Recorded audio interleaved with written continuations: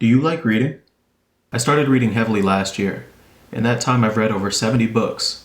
Some have been bad, others phenomenal, but most have been just okay. In this video, I want to discuss 3 books that have impacted my day-to-day thinking. Great books can cost you anywhere from $15, but can change your outlook on life. If you'd like to learn how to build a reading habit yourself, you can look at my video up here, or there. I don't really know where YouTube does things. Let's get into it. The first book on my list, 15 Secrets Successful People Know About Time Management by Kevin Kruse.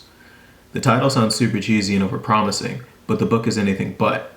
This book focuses on optimizing our time management skills. This book very quickly draws your attention to how scarce time really is, and how often we let hours slip by without even noticing. After reading this book, by optimizing my time and learning how to say no, I was able to optimize my time during the day, finding anywhere from 1 extra free hour to up to 4. This isn't magic.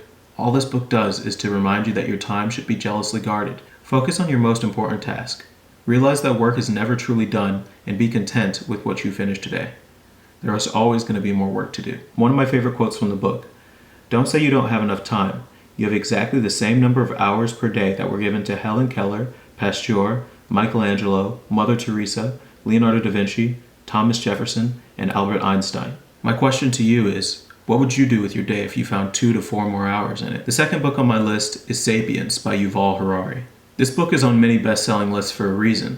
The pacing is amazing, the content is wonderful, and the takeaways are multiple. When people ask me for a general book recommendation, this is the first book that I suggest. Sapience provides an socio-cultural look at how we got to where we are today. It's truly fascinating, and the chapters on fiction will leave you questioning the infallibility of the things in your life just because society said that they were true. In my day-to-day life, Sapience has opened my eyes to possibility, showing me how shared stories have made us the most fearsome animal on the planet. My favorite quote is, "Yet none of these things exist outside of the stories that people invent and tell one another. There are no gods in the universe, no nations, no money, no human rights, no laws, and no justice outside of the common imagination of human beings." My question to you: what is one thing that you've questioned lately? The third book on my list, The Richest Man in Babylon by George Clason. This book forever changed my relationship with my money. The Richest Man in Babylon shows you the importance of investing wisely, living below your means and budgeting, and most importantly, by paying yourself first.